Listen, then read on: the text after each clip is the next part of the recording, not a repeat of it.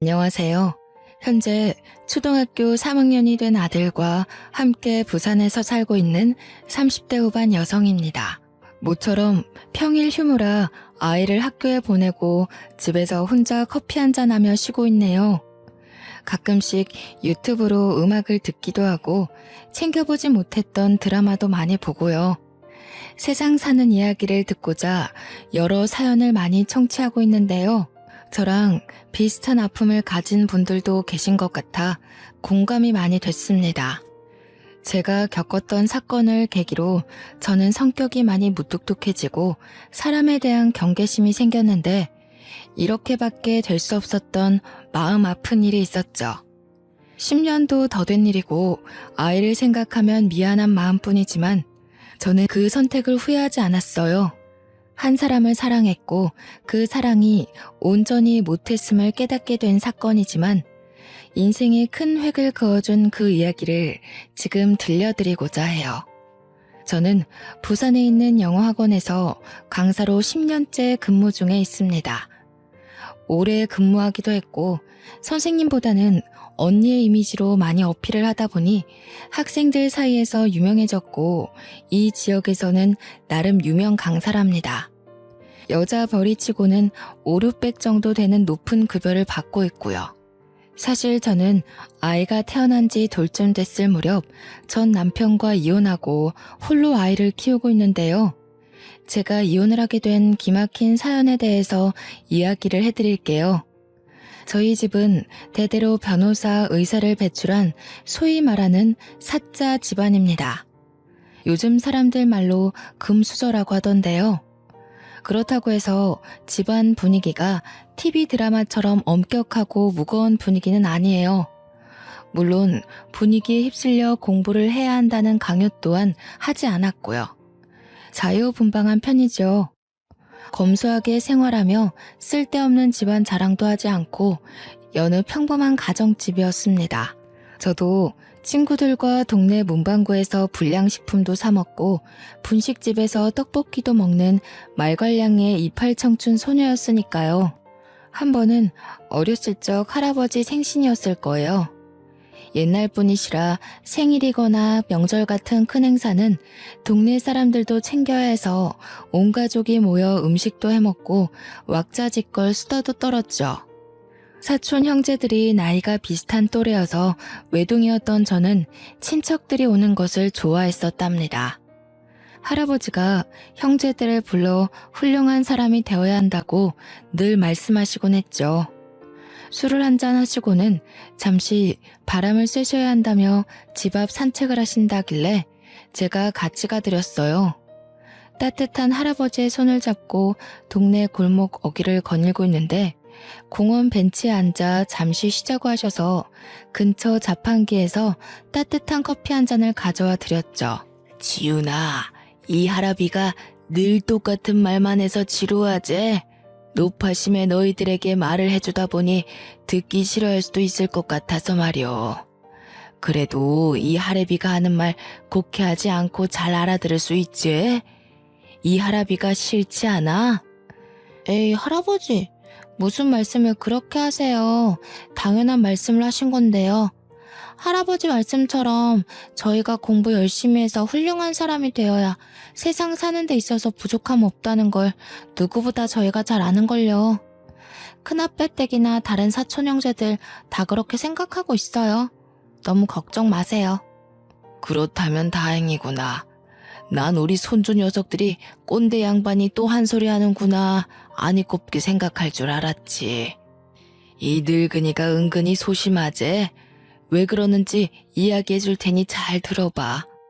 그렇게 할아버지는 너털 웃음을 지으시며 말씀을 이어나가셨죠. 증조 할아버지께서는 어려서 부모님을 여의고 어느 양반집에서 머슴살이를 하셨다고 해요. 비록 집에서 심부름과 허드렛 일을 도맡아 하셨지만 양반댁에서는 오갈 데 없는 어린 할아버지를 거둬주셨고 자식처럼 대해주셨다고 했는데 알고 보니 주변에서 덕망이 높기로 소문난 분들이셨대요.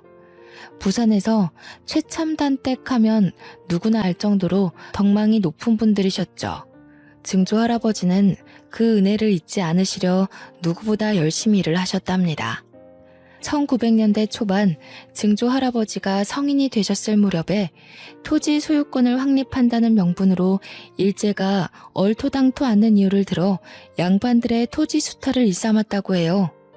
그 양반 집은 농사를 크게 짓고 땅을 많이 가진 부자였는데 일본 놈들에게 빼앗기느니 우리가 잘 먹고 잘 살아야 쌓을 수 있다며 모든 재산을 독립자금으로 환원하고 일부는 할아버지를 비롯한 머슴살이를 하던 분들에게 나누어 주셨대요.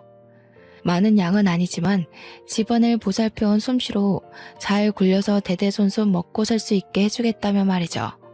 전쟁을 준비하느라 군량미가 부족했던 일제는 아니나 다를까 양반댁을 목표로 삼고 어떻게든 재산을 몰수하려 했다고 해요.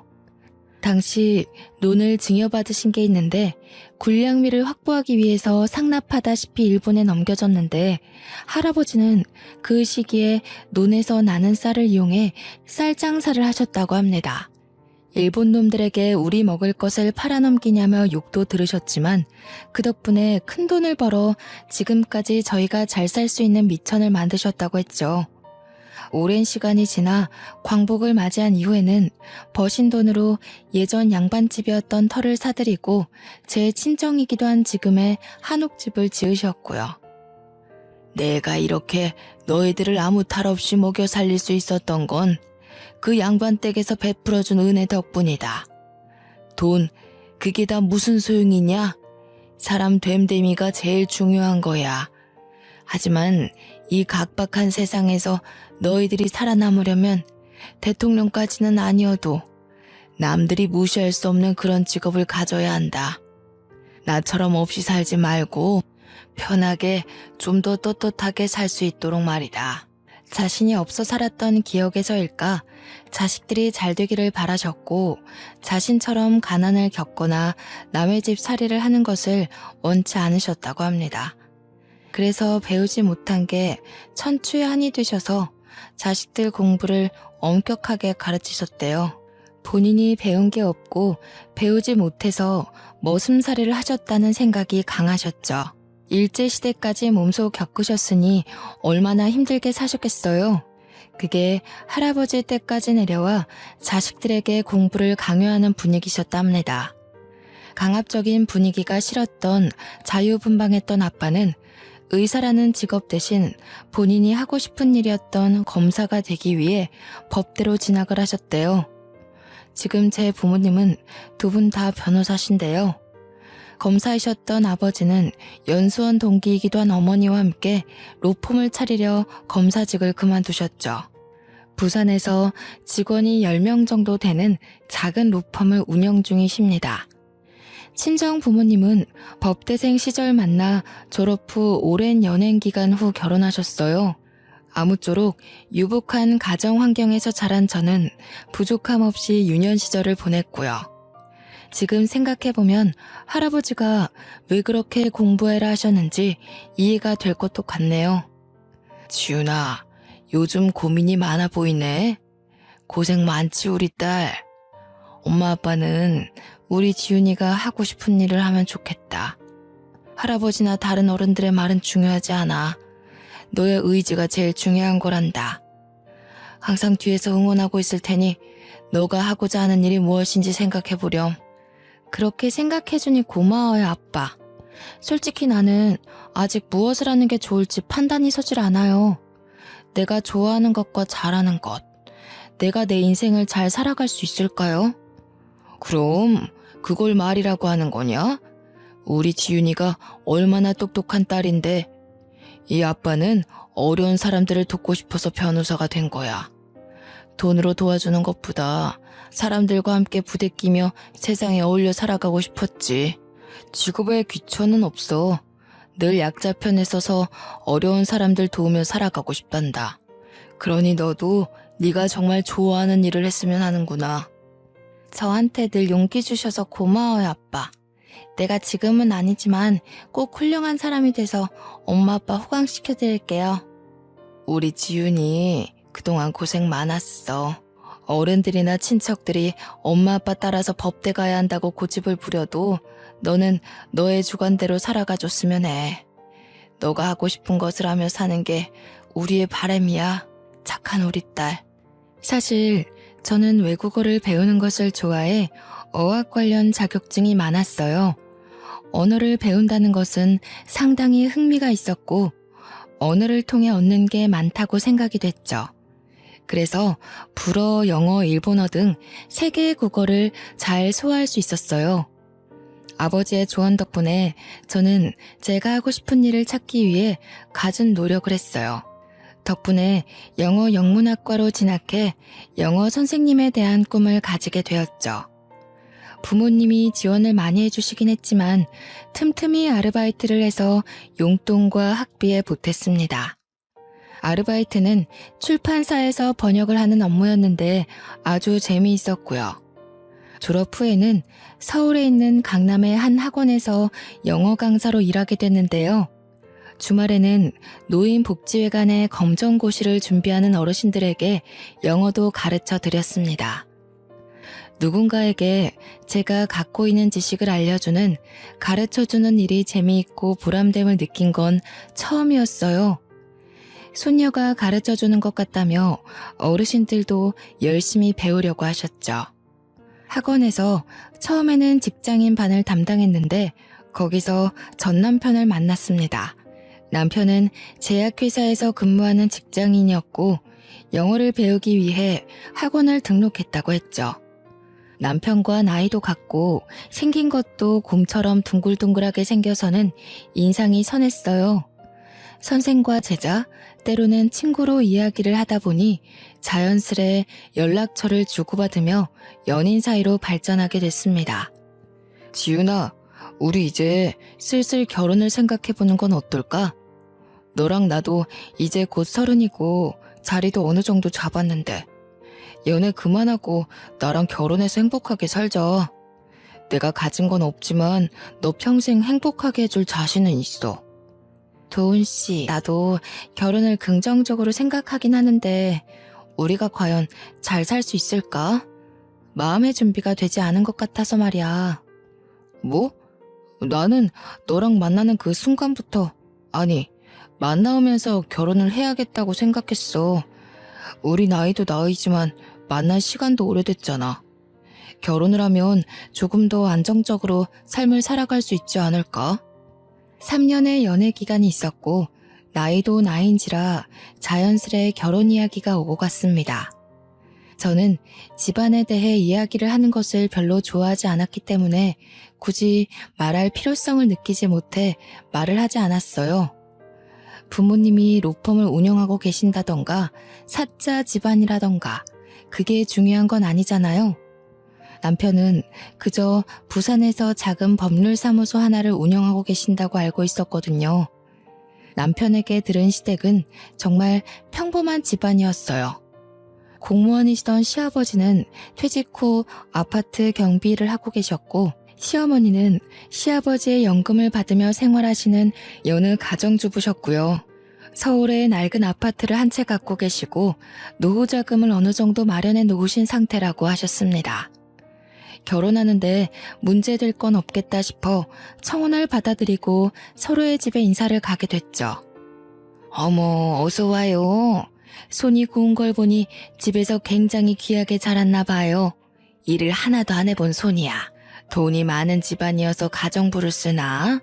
이래가지고 우리 결혼하고 제대로 밥은 차려 먹을 수나 있겠어? 안녕하세요. 처음 뵙겠습니다. 이지윤이라고 합니다. 도훈 씨와 좋은 감정으로 잘 만나고 있어요. 말씀은 많이 들었습니다. 인사드리게 돼서 죄송합니다. 결혼은 어떻게 할 거야? 모아둔 돈은 좀 있고?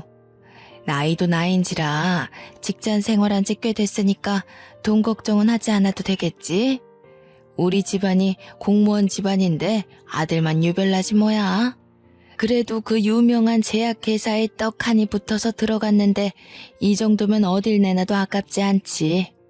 시댁에 처음으로 인사를 드리러 간 날이었는데 사실 저는 조금 어이가 없었습니다. 보통 며느리 될 사람이 인사를 가면 상다리가 휘어지는 건 아니어도 차를 내준다던가 적어도 밖에서 식당을 잡아서 만나던가 하잖아요. 저는 시어머니가 음식 솜씨에 자신이 없다며 배달 음식을 시켜놨다길래 식다 못해 차가운 중국 음식을 먹었어요. 나름 신경 써서 주문했다며 먹어보라고 권해주는데 정남이가 뚝뚝 떨어지는 거 있죠. 내가 고작 이런 취급을 받아야 하나, 아니면 날 시험하시나 그런 생각도 들었습니다. 게다가 돈은 얼마나 있냐, 손이 고운 걸 보니 집안일을 해본 적이 없겠다 하시면서 가정교육이 중요하다 하시는 말씀을 듣고는 빈정이 상해버렸어요. 처음 본 사람에게 할 말은 아니라고 생각했지만 어른들 앞이니 참고 또 참았습니다. 결혼 전에 인사드리러 가면 예민해진 상태라 다들 그러면서 결혼 준비를 한다고 하길래 저만 이런 게 아니구나 하고 좋은 게 좋은 거라 생각하며 넘어갔고요. 또 제가 친정은 부산이라고 하니 약간 촌동네 취급을 하더라고요. 서울의 아파트 한 채 값이 얼마인 줄 아냐면서 서울의 아파트 구할 돈은 있냐며, 직장이 서울이라 서울에 집을 구하면 자신이 자주 들러 가르쳐줘야겠다는 둥 말씀을 하셨죠. 아랫지방이니 뭐니 하며 없는 사람 취급해서 자존심도 조금 상했습니다. 그렇게 어이없는 시댁 방문을 마무리 짓고 며칠 뒤 남편과 친정에 가기 위해 고속도로 휴게소에서 커피 한 잔을 하며 미리 일러두었어요. 혹여나 나중에 시댁에서 합가를 원한다든지 시댁 근처에 집을 구하길 바란다든지 신혼집에 불시 혹은 너무 자주 방문하는 것 또한 자제해줬으면 한다고 말이죠. 자기, 하나만 약속해. 우리 결혼하면 어차피 서울에 집을 구해야 하는 건 맞아. 하지만 나는 신혼집에 어머니 자주 오시는 거 원치 않아. 물론 자주 찾아뵈야지. 그렇지만 미리 말하지만 합가를 한다던가 그런 이야기는 애초에 하지 않았으면 해. 그거 약속 안 되면 나 이 결혼 진지하게 다시 생각해 볼 거야. 그래도 결혼하면 엄마가 많이 도와주신다고 하니까 괜찮지 않을까? 자기가 너무 예민하게 생각하는 것 같은데. 일단 알겠어. 약속할게. 집안 대 집안이 만나는 일륜지대 사이지만 결국 우리가 하는 결혼이야. 부모님들이 하시는 결혼이 아니고 결국 우리가 스스로 꾸려나가야 하는 거지. 난 되도록이면 양쪽에 손을 벌리지 않고 힘들더라도 우리 힘으로 했으면 해. 그랬더니 잠시 똥 씹은 표정을 하더니 알았다고 하는 겁니다. 그걸 보는 저 역시 찜찜했지만 남편을 사랑했기에 남편 하나만 보고 그 약속을 믿었어요. 지금 생각해보면 저는 참 모질이었네요. 위에서 먼저 말했듯이 저희 집은 한옥집인데 서울에 있는 북촌 한옥마을 분위기라고 하면 아실까요? 증조할아버지 때부터 짓고 살아온 집터라 외관은 조금 낡았지만 고급스러움이 묻어나는 집이었습니다. 가끔은 방송사에서 드라마 촬영 장소로 문의도 많이 들어오기도 하고요. 남편은 저희 집 입구에서 조금 놀라는 표정을 짓더니 이내 건강한 모습으로 들어갔어요. 부모님은 잘 왔다며 살갑게 맞아주셨고 식사와 차를 대접해 주셨죠. 그제서야 남편은 우리 집안의 분위기, 재력 상황 등에 대해 대충 파악을 하는 눈치였어요. 막상 실제로 저희 집을 보니 예사집이 아니었구나 생각했겠죠. 신기하게도 저희 집에 인사를 다녀오고 난 뒤 남편과 시댁은 시간 끌 거 없다며 쇳불도 단김에 빼랬다고 결혼 진행을 서두르자는 뉘앙스를 풍겼습니다. 저는 남편과 양가의 손을 벌리지 않고 결혼 준비를 하고 싶었어요. 한사코 거절했는데도 불구하고 하나밖에 없는 소중한 딸에 결혼하는데 이 정도도 못 해주냐며 반강제적으로 강남에 제 명의로 30평짜리 아파트 한 채를 마련해 주셨어요. 결혼 선물이라며 마음 쓰지 말라고 하셨지만 저는 받기만 하는 것 같아 죄송할 따름이었습니다. 미리 신혼집에 들여놓을 혼수를 보러 다니는데 시어머니는 이런 게 좋다더라 저런 게 좋다더라 하며 혼수를 두기 시작했습니다. 나중에는 본인이 아는 사람이 있으니 알아서 구매하게 카드를 달라고까지 하셨고요. 정중하게 거절했더니 역시나 똥 씹은 표정으로 그저 알겠다고만 할 뿐이었죠. 예, 준비는 잘하고 있니? 냉장고는 요즘 모니터도 되는 게 있다더라. 가전은 무조건 최신형으로 사야 한다. 괜히 좋은 게 아니잖니. 그리고 김치 냉장고는 필수로 사야 하는 거 알지? 이왕 사는 거 좋은 거 사라고 알려주는 거야. 너무 부담 갖지 말고 어른이 경험으로 하는 말이니 다 새겨들어.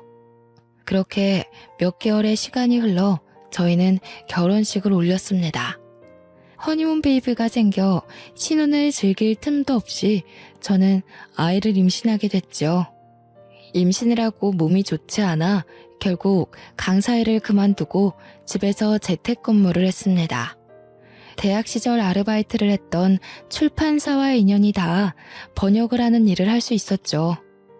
임신 중에는 스트레스를 받으면 안 된다고 시어머니가 조금 덜 찾아오는 듯 했습니다만 그건 저의 크나큰 우산이었죠. 명분이 없어 오지 못하셨던 것뿐이고 아이가 태어나고부터는 손주가 보고 싶다는 핑계로 제 집 드나들듯 하는 거 아니겠어요? 정말 하루 걸러 한 번 일주일에 4, 5일은 오시는 것 같았어요. 매일 출근 도장을 찍으셨죠. 밤낮 바뀌어가며 육아와 일을 병행하는 탓에 몸이 너무 피곤하고 꼴이 말이 아니었습니다. 문제는 남편과 사전에 약속한 부분인데 지켜지지 않고 있어 짜증이 났습니다.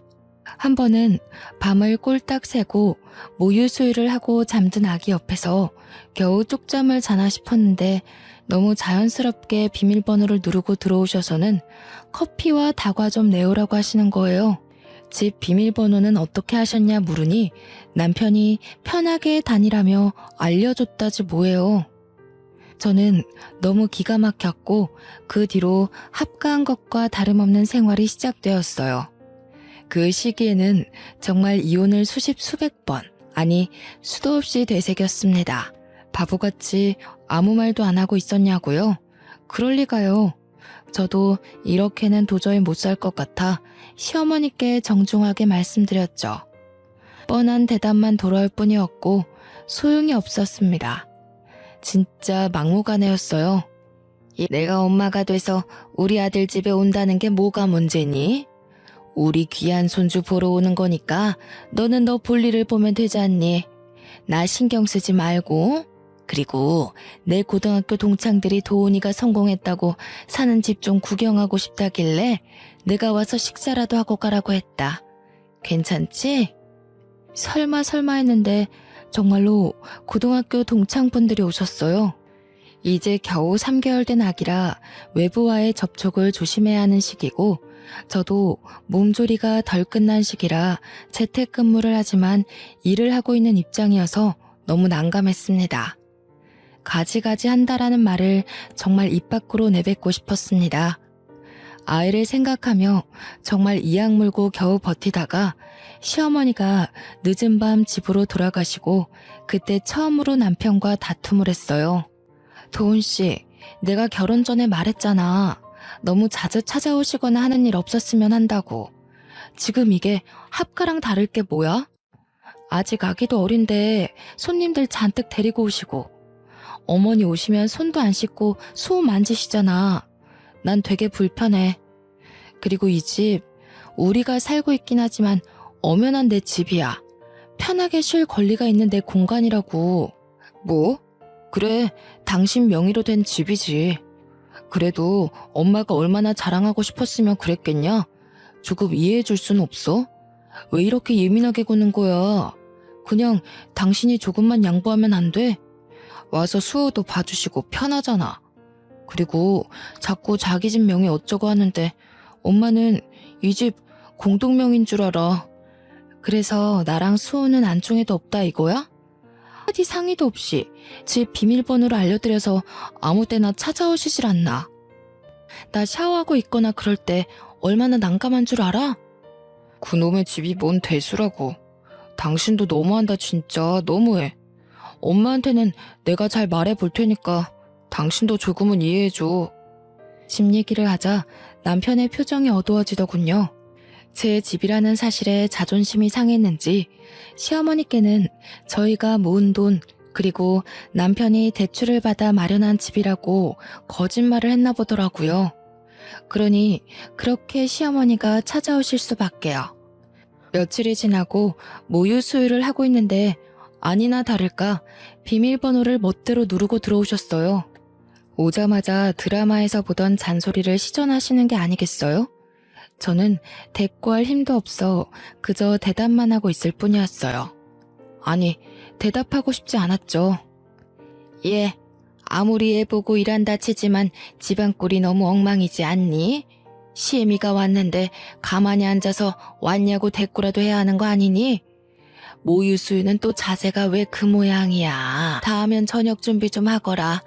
오늘 볼일을 좀 보고 왔더니 너무 배고프다 얘. 그런데 정말로 문제인 건 이러한 행동을 남편이 있을 땐 하지 않으신다는 겁니다.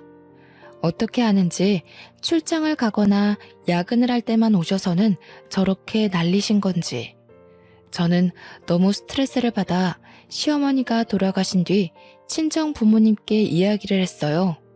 그랬더니 다음날 아침 비행기로 바로 서울에 올라오시더라고요.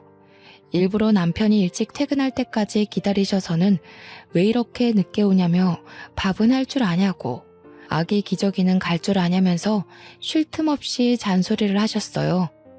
당연히 시어머니도 와 계셨고 저희 부모님이 계신 걸 보고 놀라신 눈치셨고요. 육아는 같이 해야 한다며 시어머니가 있든 없든 남편을 다그치셨는데 얼마나 꼬숩던지 속이 다 후련했습니다. 당황하며 땀을 삐질삐질 흘리는 남편놈의 모습을 보자니 10년 묵은 체증이 내려가는 것 같았어요.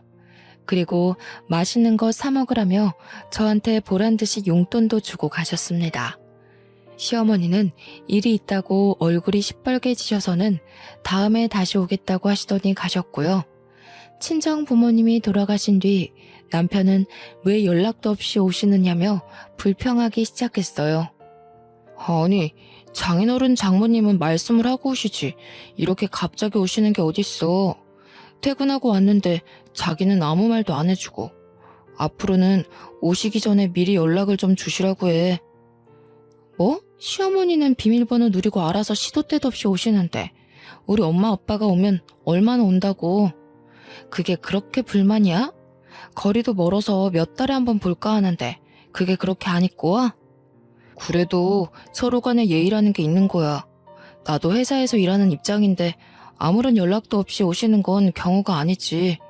자기가 기뜸이라도 해주던가 해야지. 안 그래? 뭐? 진짜 웃기는 소리 하고 있네. 그럼 어머님은 미리 나한테 귀뜸하고 오시니?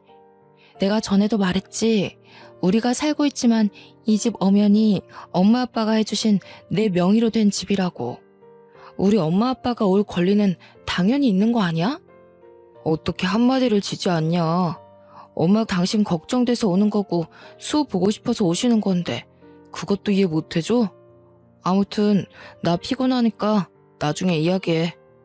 결국 도저히 안 될 것 같아 저도 제 일을 하기 위해 베이비시터를 고용했습니다.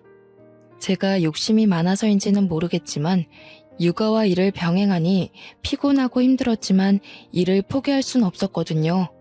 베이비시터를 고용한 사실을 알게 된 시어머니는 노발대발하셨어요.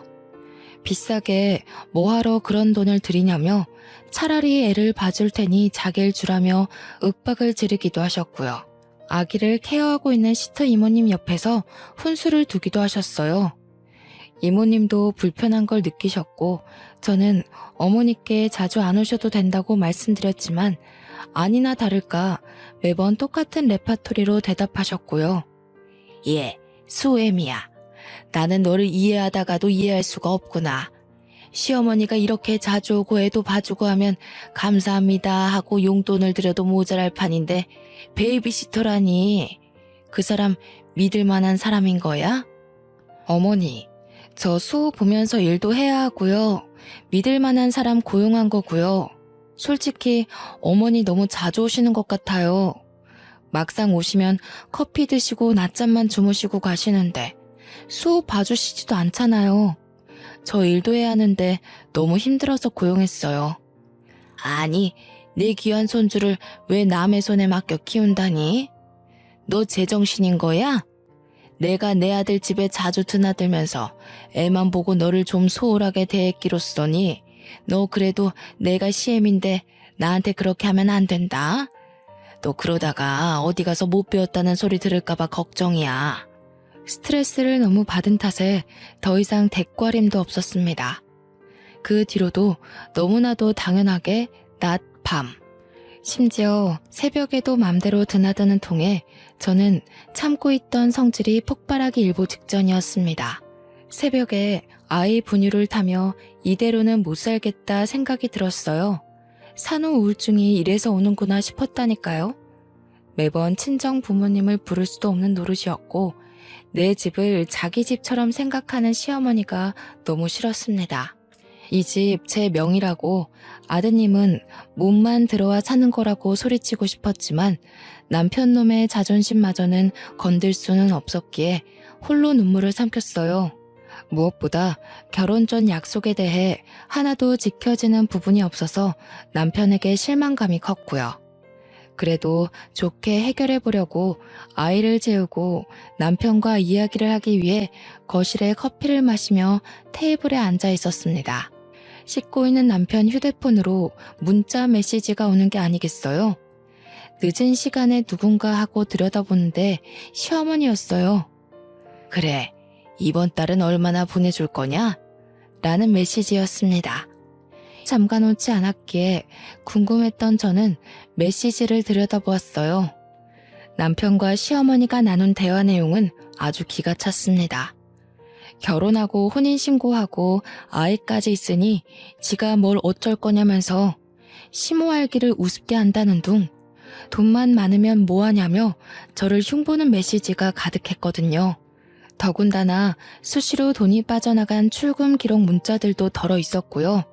혹시 몰라 빠져나간 내역을 살펴보니 공동생활비 통장이었습니다. 남아있는 금액도 너무 터무니없었지만 매번 적게는 몇십만 원, 크게는 몇백만 원이 출금된 기록을 보고 화가 났어요. 그것도 시어머니 이름으로 된 계좌로요. 너무 기가 막힌 탓에 남편이 나오자마자 쏴붙였어요. 자기, 이거 뭐야? 우리 모은 돈 다 어디 있어? 왜 나한테 한마디 상의도 없이 돈을 쓴 거야? 어디에 썼어 도대체? 이 통장에 왜 이거밖에 없냐고. 설명을 좀 해봐. 그게 사실 엄마 드렸어. 전세금 올려달라는데 돈이 없다고 하셔서 조금 보태드렸고. 그리고 생신이신데 필요한 거 샀으라고 용돈도 드리고. 하나밖에 없는 아들인데 뭐라도 해드려야 하지 않겠어? 그걸 말이라고 해? 적어도 나랑 상의는 했어야 하는 거 아니야? 이 돈 나랑 자기랑 같이 모은 돈이야. 그리고 막말로 내가 더 많이 보탰으면 보탰지. 한 푼도 아니고 그게 말이 돼? 그리고 우리 이제 수호도 있어서 언제 어떻게 돈이 필요할지 모른다고. 내가 누누이 말했을 텐데. 그걸 한마디 상의도 없이 덜컥 어머니를 드릴 생각을 해? 당신 미쳤어? 뭐? 미쳐? 그래. 부부 공동명의면 누가 써도 상관없는 거 아니야? 돈을 안 벌 것도 아니고 채워놓으면 되잖아. 아직 수호 어리고 들어갈 돈이 뭐가 있다고 그래? 그리고 막말로 우리 엄마가 남이야? 당신이 너무 예민하게 구는 것 아니냐고. 그깟 돈 얼마나 된다고 그걸로 이렇게 예민하게 굴 일이야? 그래, 돈은 썼다 치자. 그리고 어머니한테 용돈을 안 드린 것도 아니잖아. 매달 100만 원씩 꼬박꼬박 보내드렸어. 그게 적은 돈이야? 어머니가 나에 대해서 안 좋은 말도 하셨던데 당신은 그걸 듣고 왜 가만히 있어? 당신도 나를 그렇게 생각하고 있던 거야? 정말 당신 내 남편 맞아? 아니, 그러게 왜 남의 휴대폰을 훔쳐보고 그래. 그래, 어머니가 당신 흉 좀 봤다. 당신이 오죽 엄마한테 서운하게 했으면 그랬겠냐? 당신도 생각이란 걸 좀 하고 살아. 당신이 너무했단 생각 안 들어? 아들이 엄마 하소연도 못 들어주냐? 당신 수호 기저귀 제대로 갈아본 적이나 있어? 야근한다고 늦게 들어와서 피곤하다고 씻고 자버리고 그래, 그래도 이해했어. 피곤할 테니까. 그런데 나는 제대로 씻을 시간이라도 있었니? 수호 깰까봐 씻으면서도 눈치 보고 막무가내인 어머니까지. 양심이 있으면 자기가 알아서 행동해야 하는 거라고. 내가 어디까지 이해해야 돼? 저는 말도 안 통하고 도저히 안 되겠다 싶어 바로 친정 부모님께 전화했어요. 더 이상 같이 못 살겠다고 짐 싸서 떠날 테니 당장 저를 좀 데리러 오라고 소리쳤죠. 다음날 아침 일찍 비행기를 타고 오셨고 어떻게 된 일이냐며 남편과 저를 나무라기 시작했습니다. 싸움의 전말을 알게 된 부모님은 격려하셨고 무릎 꿇고 앉아있던 남편의 뺨을 때렸습니다. 자네, 내가 그렇게 안 봤는데 실망이 크네. 밖에서 일한다는 이유로 육아에 가담 안 하는 것도 다 이해했어. 남자로서 그럴 수 있다. 100번 1000번 이해했네.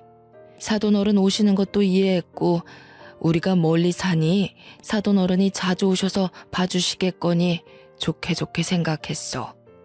하지만 이건 너무한 거 아닌가? 이게 상식적으로 납득이 가는 일인가? 자네도 입이 있으면 말을 해보란 말이야. 내 귀한 딸 데려다가 고작 이렇게 살려고 결혼했어? 친정아버지는 평소 사람은 사람에게 잘해줘야 한다며 화조차 잘 안 내는 분입니다. 함부로 사람을 대해선 안 된다는 생각을 하신 아버지인데 하나밖에 없는 딸이 이런 수모를 겪고 있으니 화가 머리끝까지 나신 거였죠. 아버지는 남편을 시켜 당장 시어머니로 오시라고 했어요. 잠시 뒤 시어머니는 익숙하게 비밀번호를 누르고 들어오시며 신경질을 내셨어요. 그 모습을 보고 저희 부모님은 기막혀 하셨습니다.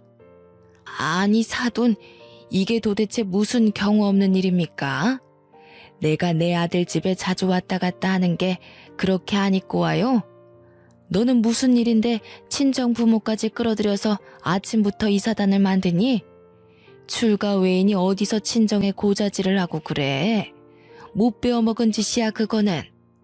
사부인, 말씀 한번 잘하셨습니다. 그동안 있었던 일 네 다 들었습니다. 이 집 내가 지윤이한테 결혼 선물로 해준 지윤이 명의로 된 지윤이 집이에요.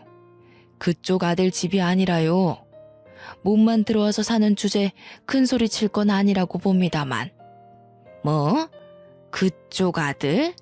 사돈, 지금 말 다 했어요? 이 집이 우리 아들 집이 아니면 누구 집이야? 웃기는 소리 하고 있어 정말. 당신이 뭔데 그런 소리를 하는 거야? 사돈 어려운 줄 모르시네. 나중에 시집살이를 얼마나 하려고 그러시나 뒷감당할 자신 있어요? 이 집 우리 지윤이 명의로 된 집 맞고요. 시집살이? 그거 더는 못하게 할 겁니다. 내가 변호사 짬밥만 몇십 년인데 어디 해볼 테면 해보세요 사돈. 내가 할 수 있는 조치는 다 할 겁니다. 조만간 김서방 앞으로 이혼 서류 보낼 테니 도장 찍을 준비나 하세요. 뭐? 변호사 그렇다고 누가 겁먹을 줄 알아? 변호사면 다 해요? 어디 해볼 테면 해봐요.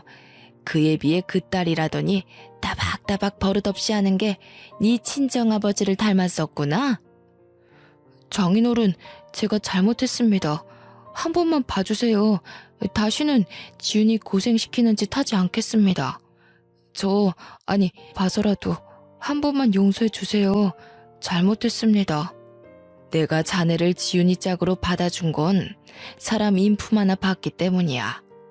가진 거 없이 몸만 들어와도 있는 사람이 하면 된다고 생각했지. 돈은 문제가 아니었어. 자네 하나 믿고 하나밖에 없는 내 귀한 딸 시집 보냈는데 이런 취급 받으면서 산다고 하면 내 가슴이 얼마나 찢어지는지 아나? 자네 그렇게 하는 거 아닐세. 난 이 결혼 물을 테니 마음의 준비하고 있게. 얘 도훈아, 너 나한테 이 집 네가 산 거라며. 네가 모은 돈으로 대출 껴서 겨우 샀다며. 돈 별로 안 들어갔다고 마음대로 오라고 그랬잖아. 너 엄마한테 거짓말한 거니? 사실 그대로입니다. 이 집 지윤이 집이고 오늘 이후로 서로 볼 일은 없을 겁니다. 혹시나 용서라도 바란다면 꿈에도 꾸지 말게. 지윤이 너도 지금 당장 짐 싸. 자네는 지금 당장 사돈을 모시고 이 집에서 나가는 게 좋을 게야. 부모님이 변호사라는 사실을 뒤늦게 한 시어머니는 뒷목을 잡고 휘청거렸습니다. 엄포를 놓는 아버지 앞에서 꿀먹은 벙어리가 된 남편은 시어머니를 모시고 시댁으로 갔고요. 그 뒤로 더 말할 것도 없다며 앞으로 살 길이 내다 보인다고 바로 이혼 서류를 준비했죠. 저는 그 길로 부모님을 따라 간단한 짐을 챙겨 부산으로 내려가며 부동산에 신혼집을 내놓았습니다. 더 이상 살 가치가 없는 집이었고 부모님이 사주신 소중한 집이었지만 부모님도 그렇게 더럽혀진 집 더 이상 살 가치가 없다며 처분하라고 하셨어요. 시어머니는 그제서야 미안하다며 사과를 했지만 저의 결심은 변하지 않았고요. 저는 바로 이혼 서류를 준비해 남편의 짐과 함께 시댁으로 보냈어요. 남편은 미안하다며 시어머니와 함께 부산에 찾아오기까지 했지만 매몰차게 대했어요. 그동안 몰래 쓴 돈까지 뱉어내고 싶지 않으면 조용히 이혼 서류에 도장을 찍으라고 엄포를 놨죠. 처음에는 위자료와 재산 분할을 청구할 거라며 이혼 소송을 하겠다며 완강하게 버텼지만 저희 부모님이 누굽니까? 변호사시잖아요. 말할 형편되면 얼마든지 하시라고 엄포를 놓으셨죠.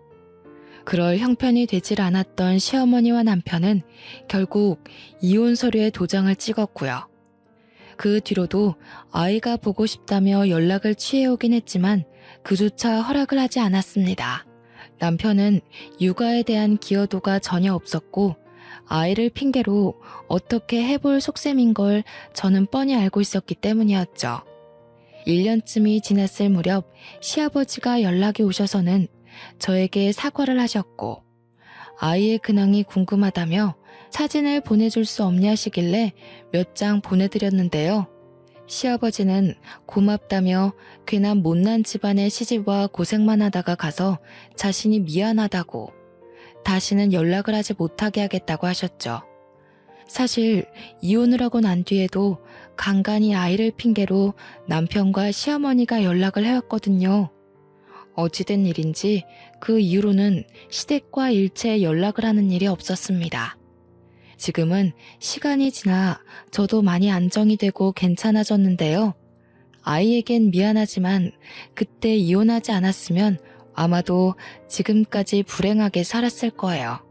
아이에게 좋은 것만 보여주고 싶고 들려주고 싶은 거 모든 부모의 심정이잖아요. 아무쪼록 그 이후로 저는 부산에 정착해 살며 영어 학원 강사 일을 다시 시작했어요. 벌이도 괜찮고 나름 유명해지기도 해서 아이와 함께 만족하며 살고 있죠. 아빠의 빈자리를 느낄 만도 하지만 부족함 없이 키우려 제가 많이 노력하는 걸 아는지 아이는 엄마만 있으면 된다며 오히려 저를 위로해줍니다. 사촌 형제들도 각자 결혼해 가정이 있지만 고맙게도 올케들이 서로 나서서 저희 아이도 같이 챙겨주고요. 아이들끼리도 잘 어울려서 가족의 정을 느끼며 하루하루 재밌게 살아가고 있답니다. 아이는 초등학교를 졸업하면 미국으로 저와 함께 유학도 갈 예정입니다. 저도 따라가 아이의 뒷바라지를 하며 이곳에서의 기억은 묻어두고 올 거고 제가 좋아하는 영어 공부를 좀 더 해보고 싶기도 하거든요. 나중에 유학을 끝내고 돌아와서는 영어 학원을 새로 차릴 거랍니다. 비록 저는 아이를 혼자 키우는 이혼녀이지만 앞으로 더 당당하게 살아가려고 노력할 겁니다. 그게 저와 아이를 위한 길이기도 하고요. 제 인생에는 밝을 날만 가득할 거라고 굳게 믿고 있어요. 제 긴 사연을 읽어주셔서 감사합니다. 여러분도 항상 행복하시길 바래요.